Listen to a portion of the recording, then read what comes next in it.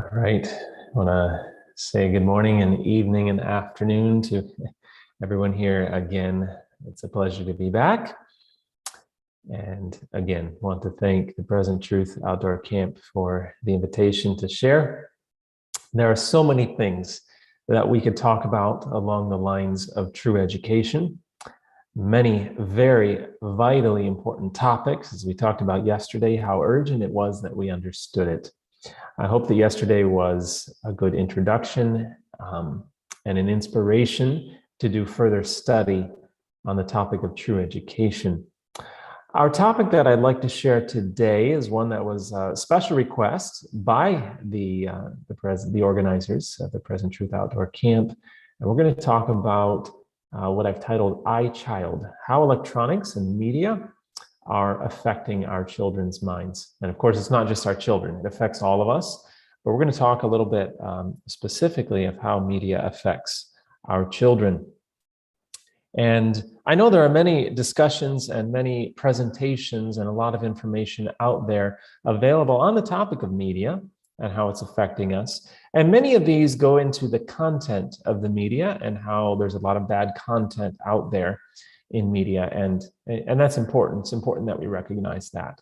But I would like to go a step beyond that in today's material and look at how media itself is affecting our children. Because many times we think, well, okay, if we change the content and we make the content good, then it'll be okay.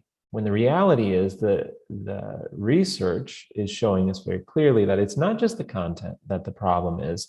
The problem is just with the environment of the media, the way the media affects children, the way it interacts with their brains, it affects their eyes, and many other things that we're going to look at. And so we just need to be informed about what these things are doing to us. Let's have a word of prayer, and then I'll start the PowerPoint and we'll go through some material. Our Father in heaven, thank you again that we can come together, and albeit digitally, and share in this vitally important topic. One of Satan's greatest attacks on this generation has been media. So Lord, we ask for your Holy Spirit's guidance as we embark on this topic. Lord, I pray that you'll speak through me, that this material, this message will be from you, that you give me the right words to say. I pray for your Holy Spirit to open our hearts and minds to understand your truth. And Lord, I pray you'll be with all the technology and the internet connections. May we have a good connection, and that everything will be heard and understood well. Thank you, Lord, and we ask in Jesus' name, amen. So again, our topic today is iChild. Now, I will hasten to add that this is an overview. As I have here on the slide, this is just an overview. There is a lot more material on this. And if you would like more, again, as I mentioned yesterday, you can go to our website. That's athinkinggeneration.org. We have a lot more information on there, including a DVD series called iChild, where we have about 3 hours of material on this topic. And for those of you who are international, we do have it available on a little USB drive. It's very inexpensive to ship. And so we want to make that available to everyone who is interested in that. You know, it's interesting. I was looking for a stock photo a while ago, and I typed in on the website that I was looking at for some stock photos, I typed in mind control. And I was just curious what the algorithms would generate for images along the lines of mind control.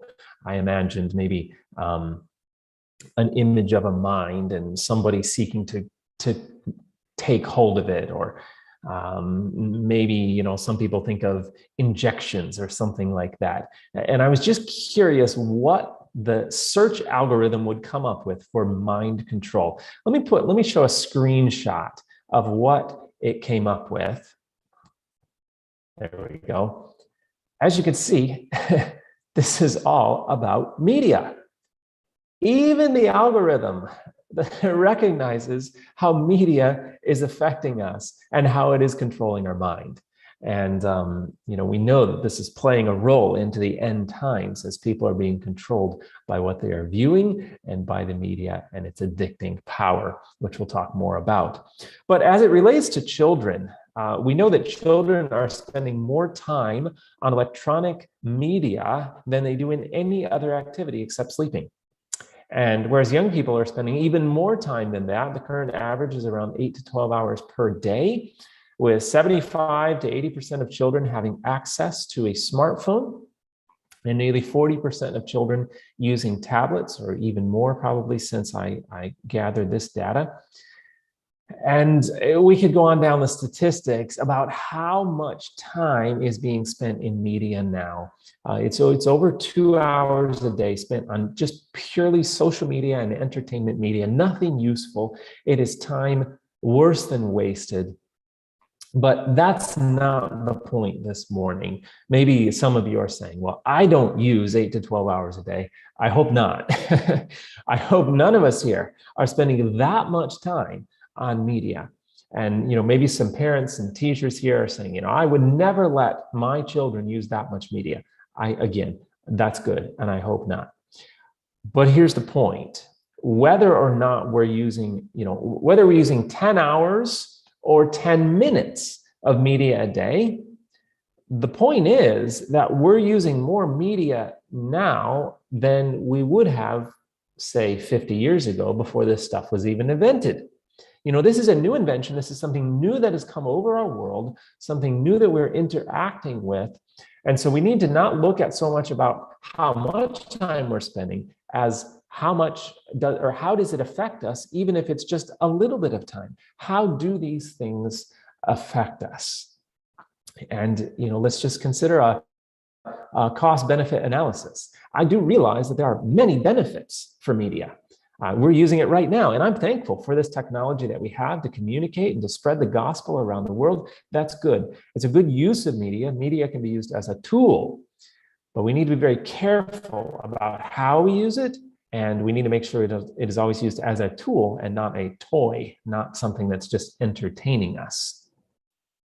And the reality is we have been grossly uninformed because while there is a lot of research available, you don't hear it very often, especially by those who are, say, selling the media, because it would not be in their best interest to be talking about the negative effects. And again, there are benefits and there are damages. I fully recognize that. But the question is, do the benefits outweigh the damages or the negative side effects, or do the damages outweigh the benefits? So let's look at some of the damages. And I want to consider the first point being the addiction factor. Media is incredibly addicting, and we need to realize just how addicting and how powerful this addiction is. I'll start with a little story. Maybe any of you who's heard my presentations on media, you've heard this little story before, but it's actually a true story. This little boy who was 4 years of age, one morning at 4 o'clock in the morning, he came into his dad's bedroom. He woke his dad up and he said, "Daddy, I need the iPad. I need the iPad," he said. Well, his dad took this little boy back to bed and said, "No, you don't need the iPad. You need to go back to sleep. It's only 4 o'clock in the morning." However, at 7 o'clock that morning, when his dad got up again and woke up, he noticed his iPad was missing from beside his bed. And he went looking and he found this little boy in the living room playing games on that iPad, the battery level indicating he'd been playing games for 2 hours. And the thing was, this is not the first time this little boy had done such a thing. And as his parents considered the symptoms and his actions, they realized he was becoming addicted to the media. He couldn't control himself. He was an iPad addict. Now, I realize it sounds a little bit crazy, but the reality is this little boy is not the only one. As crazy as it sounds, we now have a new category of tech addictions. I should say a new category of addictions called tech addictions. It is medically diagnosable. They are addictions just as strong as any drug addiction, and they're affecting very young children. According to an article a while back titled "Toddlers Are Becoming So Addicted to iPads they require therapy. Children as young as 4 are becoming so addicted to smartphones and iPads, they require psychological treatment. Now, this particular article mentions a doctor in the UK who has begun a technology addiction recovery program specializing in toddlers, which is just terrible just to even recognize that. I mean, that should just grab our attention that this entire addiction program was focused on toddlers, not even on adults. But this doctor said young technology addicts experience the same withdrawal symptoms as alcoholics or heroin addicts when the devices are taken away. The same withdrawal symptoms as alcoholics or heroin addicts. Now, let me talk to you about another researcher named Dr. Nicholas Kardaras. Dr. Nicholas Kardaras, he wrote a great book called Glow Kids, and he is one of the world's foremost addiction specialists. He's worked with very difficult addiction cases. He understands addiction more than just about anybody out there.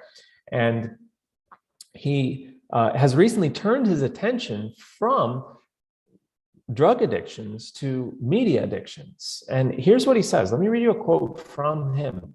I have worked with hundreds of heroin addicts and crystal meth addicts. And what I can say is that it's easier to treat a heroin addict than a true screen addict. Now, that should just make us pause and say, wait a second. Easier to treat a heroin addict than a screen addict? I'm sure there are no parents here who would willingly give their children heroin. That we would just never think of such a thing. And yet, how is it that we regularly give them something that could be even more dangerous, even more addicting? That should be concerning. So the question would be, though, what constitutes an addiction? Let me talk about some of the identifying symptoms of an addiction. And these are things that we find with drug addictions as just the same as we would find with media addictions. I'll talk about a few of them here.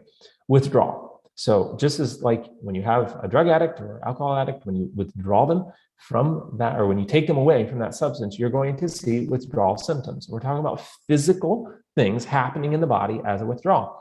You're going to find the exact same thing with media.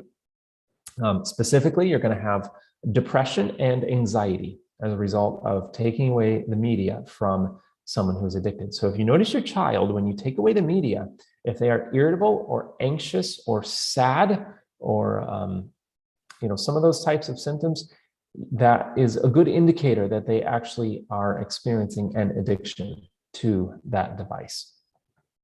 Tolerance. Now, just like a drug addict will need stronger and stronger drugs to be satisfied, to get the same effect, device users will also develop the same tolerance. Whereas, we see this in the more intense video games. They started off with maybe the simple, seemingly harmless video games, and they go on to more intense and more violent video games. Or maybe they were okay with just 10 minutes on the device, and now they need 20, now they need a half hour, now they need many hours.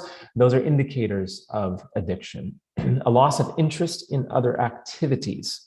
So a child who once loved to just play outside and enjoy life, now they're just wanting to spend all their time on the media. That's another indicator of an addiction. A lack of control. Now, this is something we associate typically with an addiction, and definitely an indicator. If they can't control their usage, if they just can't stop doing it, then that's an indicator of an addiction. Deception, or also denial, if the child is lying about their usage and trying to hide how much they're using it, that can indicate an addiction. Could also indicate they're looking at content that's not good, or the two may be going together, addiction and bad content. A means of escaping reality. Now, this is a big one. When a child who is facing or dealing with some stress or a sad situation, and they revert to spending time and just immersing themselves in the media, that is an indicator of an addiction. And look, I'm sure we can see all these symptoms are not just for children. So I hope we're applying this to ourselves as we're going along here. And then the final one, sort of culminating in severe addictions, is just losing out on important opportunities in life. Failing at relationships, failing in school, performing poorly at work, in the case of an adult. These are all signs of an addiction. And so, I'm sure as we look at these, we can realize, again, it's not just the children. The adults are experiencing these things too. But it's just interesting to me that we find the same symptoms with drug addictions that we do with technology addictions. And also chemically in the brain, we see the same things also. So we need to be very, very careful about these things. There's a reason that, according to the laws in most countries around the world, we don't let children have access to addicting substances. We know they can't control that usage. I'm not saying it should be available to any age, but there are laws saying, no, children cannot access these things because we want to protect them. And so, there are actually some researchers arguing that, no, we need to make it illegal for children to use certain types of media because it's addicting. They can't control their usage. And while, maybe the laws of the land won't prevent that, parents have that opportunity to make that choice and regulate what their child is using, what they're exposed to. Now, a question that may be coming up in some minds is, okay, so what really are the current recommendations in terms of the age at which a child is allowed to use media? That is a difficult question to answer because it depends on who you ask. You see, unfortunately, many times the media, or I should say the research corporations, tend to be a little influenced by both the culture and the media companies. And so the American Academy of Pediatrics for many years recommended no screen time under the age of 2. Dr. Dimitri Kostakis from the Seattle Children's Hospital, he said, no, that needs to be age 3. Other researchers said, no, that needs to be age 7 or age 8. And the situation actually is the more research we're doing about media, the more we understand how it's affecting children, we keep raising the age and saying, no, it's 5, no, it's 6, no, it's 7, no, it's 8. We keep raising that age because we see the damage. We see what it is doing to children. Dr. Chris Rowan, who's a pediatric occupational therapist, wrote an article a few years back called 10 Reasons Why Handheld Devices Should Be Banned for Children Under the Age of 12. So Dr. Rowan was actually arguing that it should be illegal for a child to use devices under the age of 12 years of age. And so it does depend on who you ask, but if you're looking at the science, if you're looking at the research, you're going to be limiting or possibly eliminating media for children at least under the age of 10, possibly 12, or even older than that. And as I mentioned before, if it is needed for a tool, for a legitimate use, then that's one thing. But in terms of entertainment media, I don't think we need an age limit for that. Actually, it should not have a place in the Christian's life. And again, there's a lot more we could talk about this. I just want to mention, let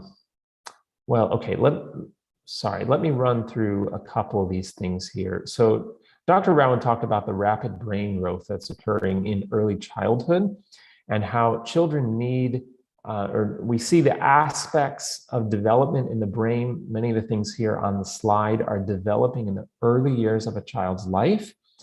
And if we are replacing those good experiences and the teaching and the learning from the parents, the hands-on activities outdoors, the practical useful work, all those aspects of true education, if we're replacing all that with media, children will actually miss out on aspects of brain development if that media is brought in at too early of an age. Dr. Rowan also talked about how many children are entering school developmentally delayed now. And part of the reason for that is movement and activity is absolutely essential for development. And if we are putting them in front of the media where they're not getting sufficient whole body activity, it's actually delaying their development, including their mental development and academic readiness.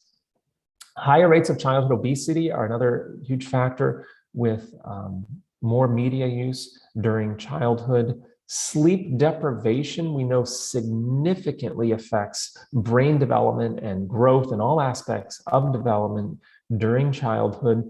And they'd find that children who have access to media, either late in the evening, as we'll talk about in a moment, or just they have it in their bedrooms with free access. Look, they can't control that. It is an addicting substance. And so you're going to find sleep deprivation rates very connected with the rates of media. In fact, one study out of Boston College found that 75% of children are chronically sleep deprived. And 75% of children are allowed technology in their bedrooms, media of some kind in their bedroom. And so there's a direct correlation there with how media being allowed, free access to media in their bedroom is linked to sleep deprivation, which we know is very linked with many other developmental problems. Mental illness and rates of aggression and attention deficit disorders, I'll talk more about that in a moment, all connected though with more media use early in childhood. Addictions, as we've talked about, radiation emission. We know the World Health Organization has classified cell phones as a possible carcinogen due to radiation emission, and we believe that children may be even more sensitive to this than adults. And so, what are the current recommendations? Well, it depends on which research organization you ask, but if you're looking at the research and science, you're going to be limiting or eliminating it for children under the age of 10, 12, something like that. There are also many health risks associated with media. This came from the Common Sense Media Foundation. They did a meta-analysis of over 100 different studies and looked at the results of media on children's health outcomes, and they found many health risks. I'll just put a few here on the slide. We found higher rates of childhood obesity, I mentioned that already, more tobacco and drug and alcohol use, lower academic achievement, earlier and more sexual behavior, attention deficit disorders again, and higher rates of hyperactivity, all connected with media use in childhood. And then one that's particularly damaging, and I want to spend just a few more minutes on this one, is eye damage. We know that the rates of nearsightedness are going up around the world, and research is indicating that this is very connected to media use. Part of the reason for that, we know that looking at something in the distance is, your eye is at rest. But when you focus on something up close, the muscles that control the shape of the lens have to contract. And I'm giving a very brief synopsis here of this, but that's called a chronic or an acute spasm. But if you're focusing on something for a long period of time, even a book, but especially the screen, think of how close the screen is usually to the eyes. It's typically quite close, just a few inches away, especially a smartphone or something like that. That proximity to the eyes causes those muscles on that control the shape of the lens to be contracted and contracted and contracted for long periods of time. And they reach a point, what's called a chronic spasm, where they don't relax as naturally. And this can cause an inflammation of the eyeball, which can then lead to myopia, as it's called, or as we often just refer to it as nearsightedness, which is the most common eye problem in the world. And again, the rates are going up, and research is indicating this is very linked to media use, again, especially in childhood. There's another factor, though. Research has found that children who spend less time outside are at a greater risk of developing myopia. And again, media is typically an indoor activity. You're not going to find much of that outdoors. Even if it was outdoors, you wouldn't be getting the same benefits of the great outdoors. And so spending time outside is actually healthy for the eyes, but staring at the screen is negative for the eyes and can be linked to myopia and nearsightedness. There's another factor, though, and that is something we call blue light. Light, as we know, it exists on a spectrum. And if we look here at the screen, we have on the right-hand side of the spectrum is the red light. And red light is low energy. The wavelength is long and the energy levels are low. But as we move across the spectrum, the wavelength begins to get shorter and the energy levels of the light go up. So that on the other side of the spectrum, we have blue and then violet, and then past that we know is a light we can't even see called ultraviolet light, which is very, very high energy. Any of us who get a sunburn know how high energy that light is. And so you may be saying, no, okay, what does this have to do with media? The screen, the way it is illuminated, it doesn't really matter what color of object you're looking at on it, but the way the screen is illuminated, it has a large portion or a significant concentration of blue light, more than the other colors of the spectrum. In fact, let me share with you a statement from Scientific American. The light from our devices is short wavelength enriched, meaning it has a higher concentration of blue light than natural light.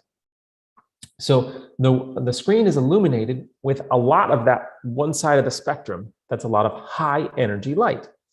Now this light, as we read here, Blue light penetrates all the way to the retina, which is the inner lining at the back of the eye. And laboratory studies have shown that too much exposure to blue light can damage the light-sensitive cells in the retina. This causes changes that resemble those of macular degeneration, which can lead to permanent vision loss. So this type of light, not only are the screens up close and not outdoors, so that's linked to myopia, but now we see even more permanent and more damaging effects on the eyes from the blue light that we're getting from the screen. And for those of you who are wondering right now, yes, you can get the blue light filters. Those are good, those are helpful.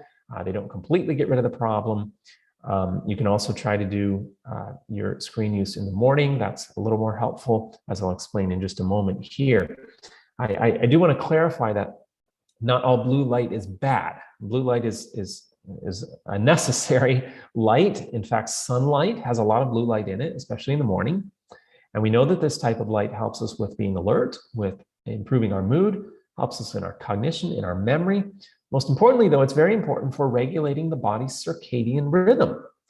And here we see yet another problem with the light that is emitted by our screens is spending time on the screen can actually disrupt the body's circadian rhythm. So imagine you go out in the morning, there's the sunlight, lots of blue light. It's telling your body, hey, wake up. It's time to get up. It's the morning. But if you're in the evening and you're spending time on your device and you're watching a video or on Facebook or whatever it is, then you're getting a lot of this blue light. It's telling your body that it's time to wake up when it's definitely time to go to bed. And research shows us that even if a person does not realize it, this type of light and spending time on the screen before you go to bed will negatively affect your sleep cycles, even if the person doesn't realize it. Although some people do notice that they struggle to sleep and go to sleep when they've spent a lot of time on the media. And it's also an amazing just fact about our creator. Sunlight has a lot of blue light in the morning to wake us up. And throughout the day, the color of that light changes. So we all know that in the afternoon, in the evening, the color of the sunlight becomes more golden. That prepares our bodies to go to sleep. So God designed us to spend a lot of time outdoors. Again, there's so much we could talk about that. I'm moving very quickly through this. Our point number 5 is interactive media. Many people tell me that, like, okay, yeah, I understand media is bad. We got rid of the television and I don't let my kids watch movies. We just do the educational games and the more interactive types of media. That's great. That's a great start. However, research shows that interactive media is actually worse than television. We know how bad television is, just sitting there and the brain shuts off and you're just being entertained and you're not engaged and you're not thinking. The research shows that the negative effects of television are actually intensified in the interactive types of screen use, especially gaming. As we find, this comes from I believe it's Dr. Victoria Dunkley, who's done research on the effects of both the television versus the more interactive forms of computer use and gaming and things like that. She found in some of her research that just 30 minutes of either computer use or gaming caused disturbed sleep and daytime fatigue, compared to 2 hours or more of television required for similar effects. So the gaming was 4 times worse. It only took 30 minutes of the gaming or the computer use to get the same bad effects that you had to get from 2 hours of television use. And she explains that the very interactiveness, the part that we think is good, that is actually overwhelming to the developing nervous system, and it can cause damage to the nervous system. Now, I just want to mention games for a moment. Video games are like everything bad in media rolled into a package. There is no place, I just want to say it clearly, there is no place for games in the Christian's life. Let me read you a statement here. Again, this is from Dr. Kardaras as he describes the development of games. The developers strap beta testing teens with galvanic skin responses, EKG, and blood pressure gauges. In other words, they take these teenagers who are testing the new games before they're released, and they attach various sensors to their body. That galvanic skin response actually measures stress in the body. If the game doesn't spike their blood pressure to 180 over 140, they go back and tweak the game to make it have more of an adrenaline rush effect. Now, I don't know if there's any medical professionals listening here today, but pretty sure we all know that 180 over 140 is not a healthy blood pressure. That's borderline dangerous. But the game designers don't care about this. They're actually designing the game to stress your body, to raise adrenaline levels, and to release as much dopamine into the system as possible so that it becomes addicting. While I'm on the topic of dopamine, we know that dopamine is a feel-good chemical. It makes us happy, and dopamine is released in many different ways. Eating some good food, spending time with a good friend, or especially accomplishing a task. These will all release dopamine into the brain, and that makes us feel happy and good about what has been accomplished or whatever the case may be. And so this is good. God created us to be happy, and He created this chemical in our brains. The problem is that media also causes the release of this. Every time you get a ding on your smartphone, when you get a text message, that causes a little bit of dopamine into the brain. And you get a like on Facebook or a like on Instagram or some kind of social media, that also causes a little release of dopamine. And so as this happens over and over and over, your brain is getting, I'm oversimplifying this process here, but your brain is getting so much dopamine released over and over and over through all these text messages and likes and the media environment that it begins to close down the receptors, the dopamine receptors. So pretty soon, you need more dopamine for the same feel-good effect. So what are you going to do? Well, you better send more text messages. You better post more on Facebook so you can get more likes, or maybe play some more video games. All of these things cause the release of more dopamine into the brain. So now what do you need to do? Well, you're going to have to do more. And so it becomes an addictive cycle that you have to do more and more and more media to get the same feel-good effect from the dopamine that's being released into the brain. So that's part of the addiction cycle. That's why this is a chemical thing happening in the brain. And to break away from it is actually a challenge. And there will be some withdrawal symptoms from that as the brain heals. But the key here, as Dr. Kadaris explains, the key is to prevent your 4, 5, or 8-year-old from getting hooked on screens to begin with. So prevent it. Don't even go there. That means Lego instead of Minecraft, books instead of iPads, and nature instead of TV. Here's a secular scientist giving us a principle that we find in the Spirit of Prophecy of true education, and that is something better. Don't get started on the bad. Replace the bad with something better. Now, I'm going to go to a point on attention deficit disorders. Media is very connected with attention deficit disorders. And part of the reason for this is that it is designed to hold our attention. Now, you may be saying, well, what's the problem with that? Is there a problem with media holding our attention? How is that causing an attention deficit disorder? The problem is the media itself is doing the holding of the attention. It's forcing the child to pay attention, and we'll explain how that works in a moment, so that when there isn't something that is grabbing their attention, they get bored and they can't pay attention.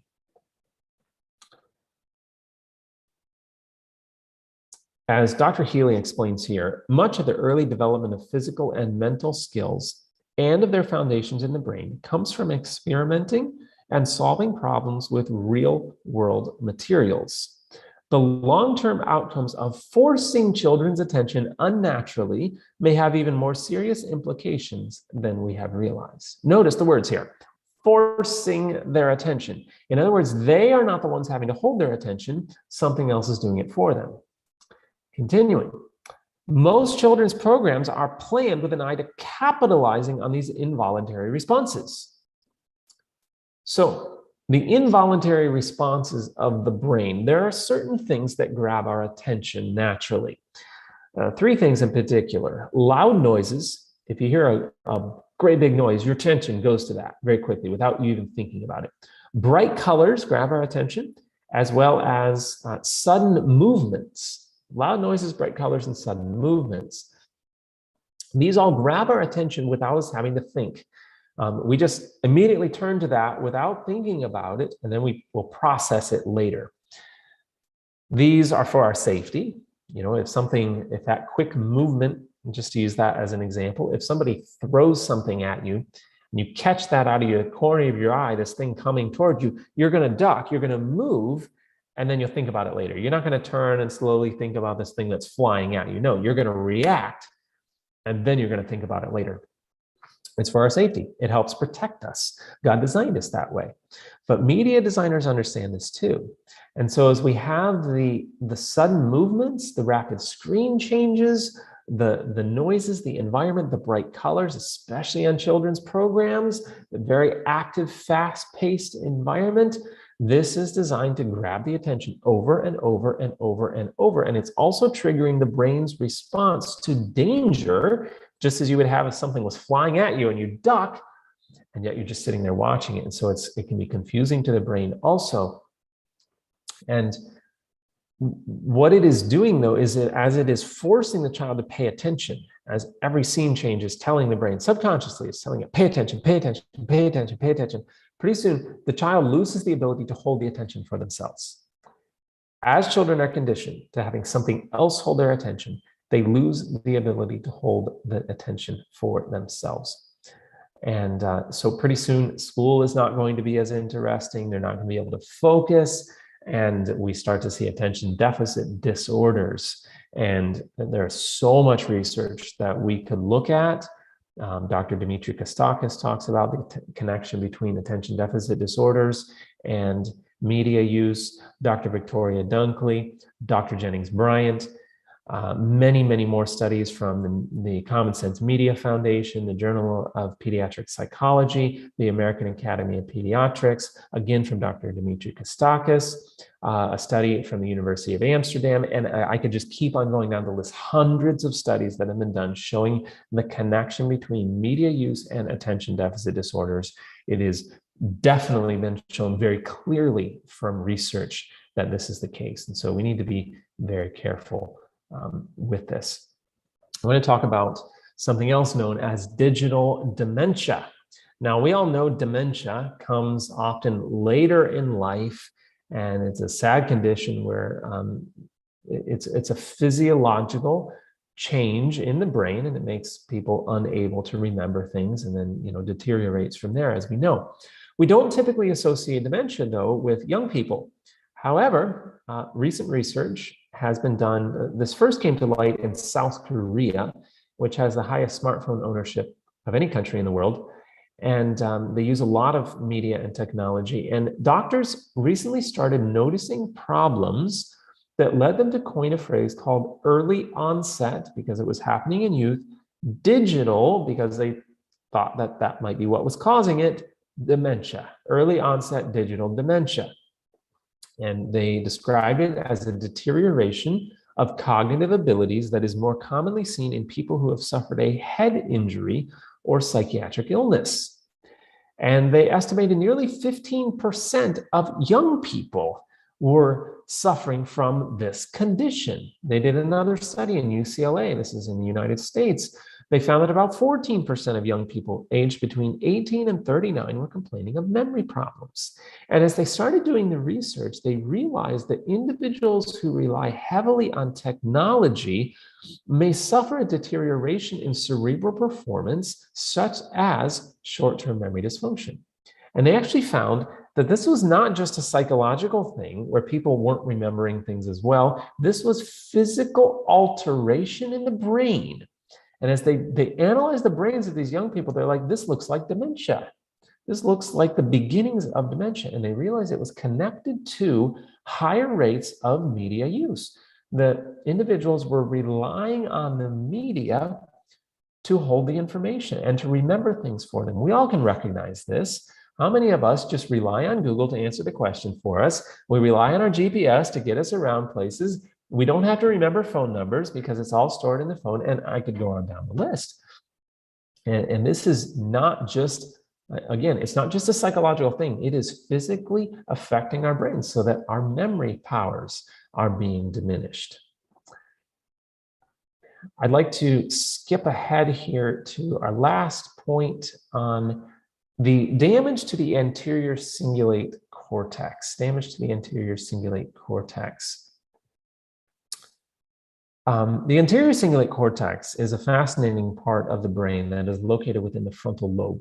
This is a vitally important part of the brain, and you can see here on the slide, important for many functions. I want to focus on the last two on the list here: error detection and the center of the free will. So the anterior cingulate cortex is important for recognizing between truth and error, discerning between truth and error. Do you think that would be important for the Christian? Of course, right? This would be vital for the Christian to be able to recognize between truth and error, and also the center of the free will. So what science is telling us, this is the part of the brain that is the seat of moral decision making. What does this have to do with media? They have found something known as media multitasking. I'm sure we can all attest to sometimes we're watching something, maybe watching a video, and we also are texting on our phone, or we're just using our phone and our laptop right there together, going back and forth. That would be a form of media multitasking, where we're using two devices at the same time. Another form of media multitasking can be just on one device, as I'm sure we can relate, as we're doing something on the computer and we're switching back and forth between tasks, and we go to our email and then our WhatsApp and then our we check the news, and then we work on this little paper we're doing, and then we have to Google search something, and you know how that is, constantly switching back and forth between tasks. This is another form of media multitasking, and what they're finding is that this fast-paced, always switching back and forth, doing one thing and then another and then another, this begins to shrink this vitally important part of the brain. Higher media multitasking activity is associated with smaller gray matter density in the anterior cingulate cortex. And so this environment, this non-focused, where you're just switching back and forth, scrolling and clicking and switching between tasks, this is causing a shrinkage of this vitally important part of the brain. Certainly not a risk we want to take. Now, in the remaining time that we have, I just want to cover a couple of other quick points, one of them being the question on educational media. Because one of the most common arguments given in favor of children's media use is its educational value. Many parents say, well, yeah, I understand television, gaming, things like that, those are bad, but what about educational media? Now, for sure, children can learn some things from educational media, but we need to see whether it's actually helping. I want to give an example here, and this is just an illustration from many parts of the world. This was done in the United States, in the state of Arizona, in one school district called the Chlidren School District. They decided to be innovative when it came to media use, and they spent millions of dollars. At the time this article was written, they had spent $33 million just in this one little school district on educational technology. And they had another 40-some million dollars that they were planning to spend. And so if anywhere should be seeing some benefits from educational media, it should be this school district. They have the best instructional material, the best software, the best hardware, the best training programs. It was all there. They did the absolute best to implement educational media and technology. So how's it going for this school? Well, since 2005, that's the date they started this experiment, scores in reading and math have stagnated. They've stayed the same in Chlidren, the school district, even as statewide scores have risen. So everyone else around them is doing better and they're improving. Whereas since the time that this school district started using educational media, they have not advanced. They asked the district superintendent, what do you think? Is it benefiting you? He said this. He said, my gut is telling me we've had growth, but we have to have some measure that is valid, and we don't have that. Well, I'm glad he did recognize that his gut feeling was not enough reason to spend $33 million. But yeah, you know, and as I mentioned, this is just one example across the world, and test scores can go up and down for many reasons, of course.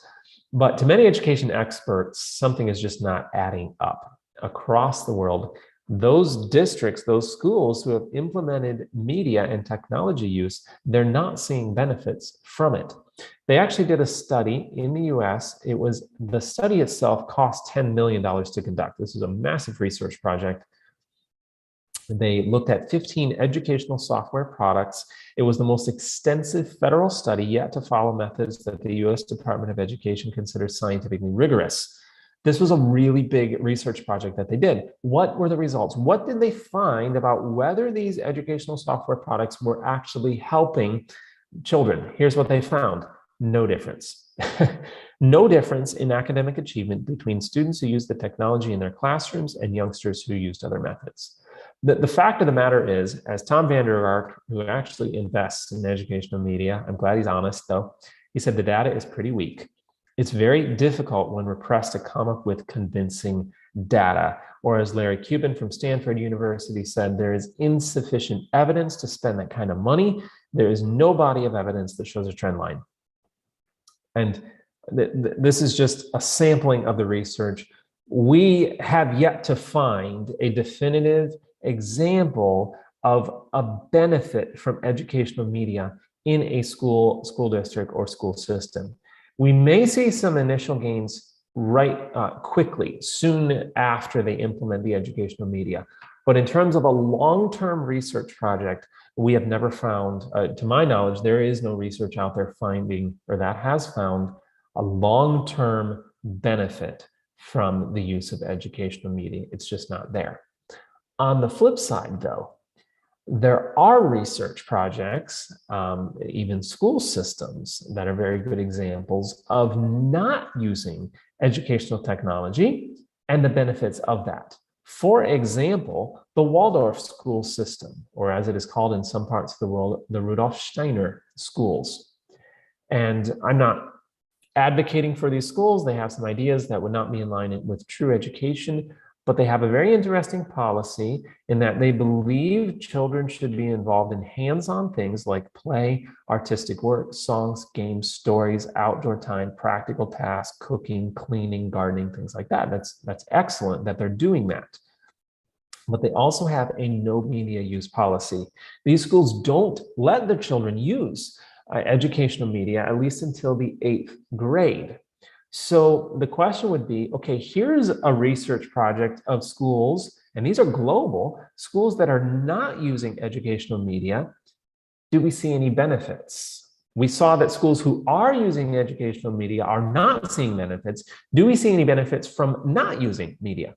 Absolutely. These schools are world-renowned, actually, for producing some excellent students, most going on to very prestigious universities. And what's perhaps even more interesting is that there are some of these schools in and around the Silicon Valley, which is, as many know, one of the technology capitals of the world. So why would there be a tech-free school in the technology capital of the world? Here's why. The chief technology officer of eBay sends his children to a 9-classroom school here, the Waldorf School of the Peninsula. So do employees of Silicon Valley giants like Google, Apple, Yahoo, and Hewlett-Packard. You see, the tech company CEOs and employees are sending their children to schools not using technology. I wonder if they might know something we don't know about how media is affecting children, and they don't want their own children using it. Here's Alan Eagle. He's a computer scientist. He works for Google. I fundamentally reject the notion you need technology aids in grammar school. The idea that an app on an iPad can better teach my kids to read or do arithmetic, that's ridiculous. Chris Anderson is CEO of 3D Robotics. He says, my kids accuse me and my wife of being fascist and overly concerned about tech, and they say none of their friends have the same rules. That's because we have seen the dangers of technology firsthand. I've seen it in myself, I don't want to see that happen to my kids. And probably most famous of all was Steve Jobs himself, former executive of Apple Computer. Speaking of the iPad and his children, he said, they haven't used it. He says, our children have not used the iPad. We limit how much technology our kids use at home. So the ones selling it, the ones promoting the media as educational are the same ones saying, well, actually, we don't let our children use it. I wonder if they might know a little more about its dangers than we do. We should think about that. Now, finally, I want us to contrast the screen versus reality. The reality is that our children are growing up in a world that is not real in many cases. The children who are immersed in media from a young age, we know from research that this affects their minds so that they become, it becomes much more difficult for them to discern the true and the false, to discern the real and the fake. And we know that this is an incredible danger for the last days, when God's people will need to be able to discern by his help and by his communication, by his Holy Spirit to our minds. We need to be able to discern between the true and the false, between the real and the fake. And media use damages our ability, especially children's ability, to do this. Let me explain. Okay, here's again from Dr. Nicholas Kardaras. Children develop their sense of what's real and what isn't, which is what psychologists call reality testing, between the ages of 3 and 10. If they are exposed to reality blurring imagery during that key developmental stage, now that's what media is. Media is not reality. It will compromise their ability to discern reality. I believe this should grab our attention more than anything else we've talked about today. That children's ability to discern reality, to discern between the true and the false, is being compromised by the use of media. That should make us turn away from it and not let it be a part of our homes. And let's just make a contrast also with the way childhood used to be. You know, children used to play outside. They got plenty of physical exercise. They helped with the daily work inside and out. They learned by exploration. They experienced real life consequences. They learned with pencil, paper, textbooks, and a human teacher. That's the way it used to be. But now we've pushed that aside. We've replaced it by media. Instead of playing outside, we've given them a counterfeit. They're playing on a smartphone or a tablet. Instead of physical exercise, they're sedentary, they're indoors, they're watching TV. Instead of the daily work inside and out, it's been replaced by screen-based entertainment. Instead of learning by exploration, we give them things that have already been created, already dished up to them on the screen. Instead of experiencing real life consequences, you just press reset, right? You just control Z. You don't have any experience in reality when you're on the screen. And we've replaced the learning environment as it used to be with ebooks and interactive whiteboards and educational games. When the research shows very clearly, though, that the way it used to be is far better. Just take the first example. They're playing outside. Children who play outside are more fit and healthy. They have stronger immune systems. They have more active imaginations. They're more creative, lower stress and anxiety, less aggressive and violent behavior. They have increased attention spans and better cognitive function. And that's just one sample of the benefits of God's ways. And all of these things that are benefits of being outside, and we find that media will do the exact opposite. It's like a counterfeit. Satan is attacking on every one of these points. And so many benefits of being outdoors, so many benefits of being in the sunshine, even real mud. We found research, we talked about, we didn't talk about it yesterday, but research has found there's beneficial bacteria in the soil from putting your hands in the dirt, benefits of being in the garden. There's so many benefits of useful work. And just for a bit of thought and humor here, if your child can use a smartphone, they can easily operate any of the above. They can easily operate any of the above. This is the way it used to be. Let's go back to that more natural practical environment that children used to have. And I also just want to mention, it's not just the children.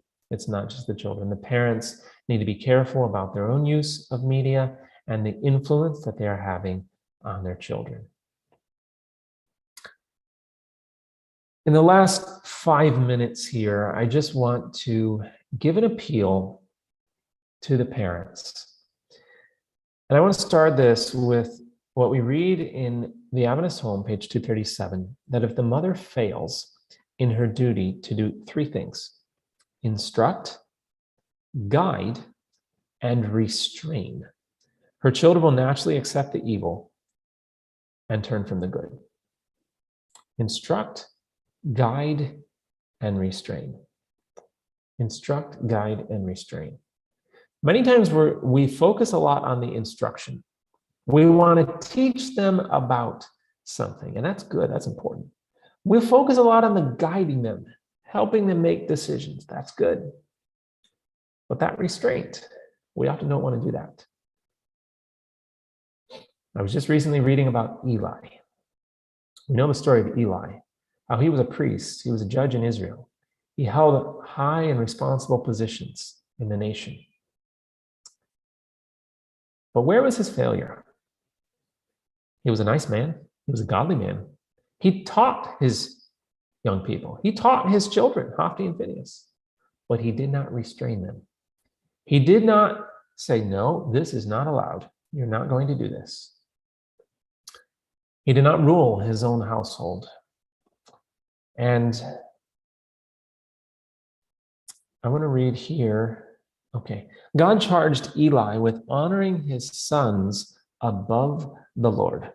Those who follow their own inclination in blind affection for their children, indulging them in the gratification of their selfish desires, do not bring to bear the authority of God to rebuke sin and correct evil, make it manifest that they are honoring their wicked children more than they honor God. Parents, are you thinking about this? I bring this up because many times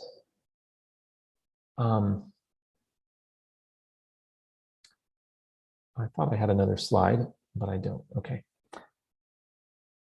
Many times as I talk about media, parents will come up to me and say, you know, I want my child to hear this information so that they can make better decisions about media.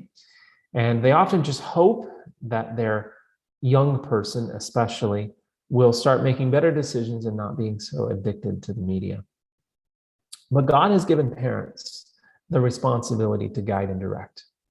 We know from research that children don't have the ability to regulate their own usage of the addicting substance called media because their brain is not fully developed. The areas of the frontal lobe are not developed enough to regulate their usage. So God has given parents the responsibility to regulate that. And so parents need to have a definitive rule and a guideline in their home. Now, there are certain things like video games that should have no place in our children's lives. It should have no place in our homes. It should be like smoking and drinking. You know, many Christian families, the children would never consider smoking and drinking. We would think, no, of course I wouldn't do that. I wouldn't do drugs. But we do the media. We do the video gaming. I think we should class the video games in that same category of something we would never even consider. And it's also important to realize, this is, again, from child guidance, it is an important law of the mind, one which should not be overlooked, that when a desired object is so firmly denied as to remove all hope, right? Just never.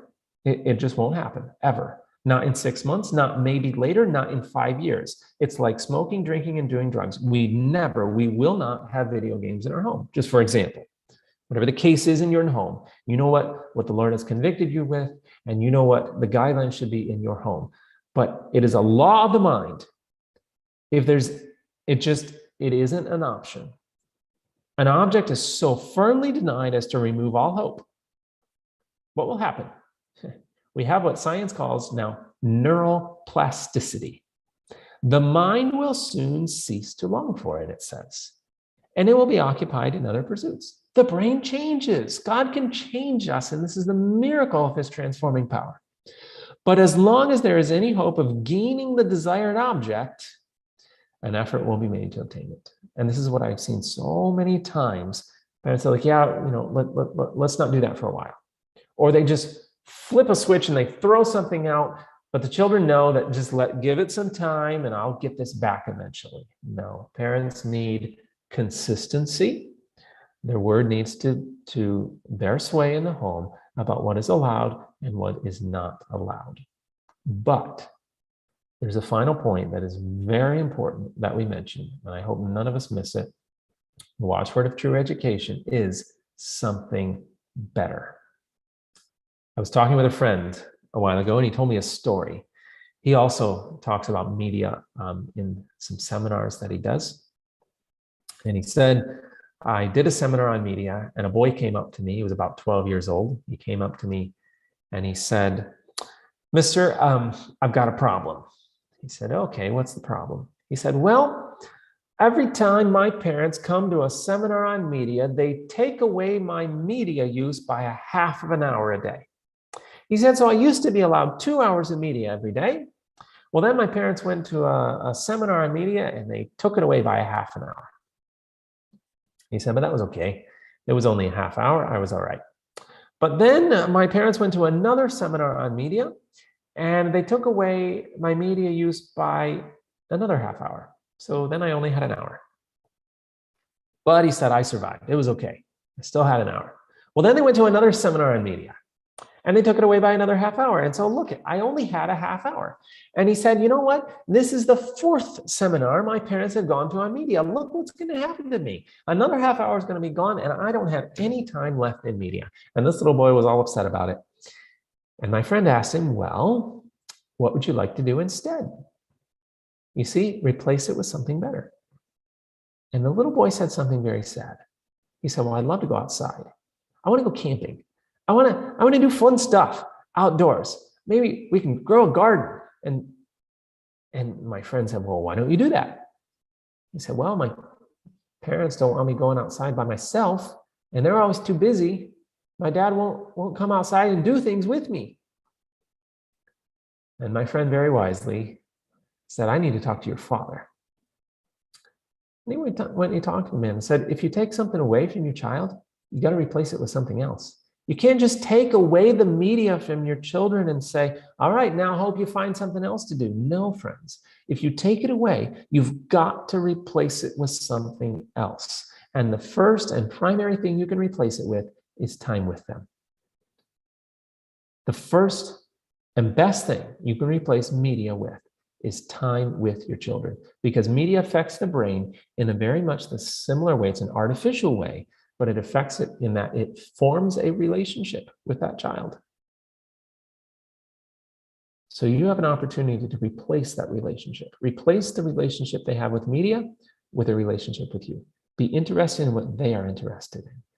Go do things with them. Have activities together. Do fun stuff together. Develop a relationship with them. And if you do this, more often than not, they won't even want the media. They don't need it because they found joy in something better. Let's close with a word of prayer. Father in heaven, thank you for this research that's available to us. We've seen a lot. We've covered a lot of material. Lord, I pray that you'll be with the parents here, that you'll help them to exercise the necessary instruction, guidance, and restraint, that they will replace that time in media with something better, activities together as a family, the study of your word, and prepare for the crisis ahead. Thank you, Lord. We ask for your blessing, and we ask in Jesus' name. Amen. Again, I want to thank all of you for the opportunity to be a part of this event. And again, invite all of you to go to our website at athinkinggeneration.org. There's a lot more material on there that we've been able to cover in these last 2 sessions. And of course, you can contact us there with any questions you may have had. I realize these presentations have been rather one-sided. It's just me talking. I would love to hear the feedback and the interaction and the questions. So please feel free to contact us there. May God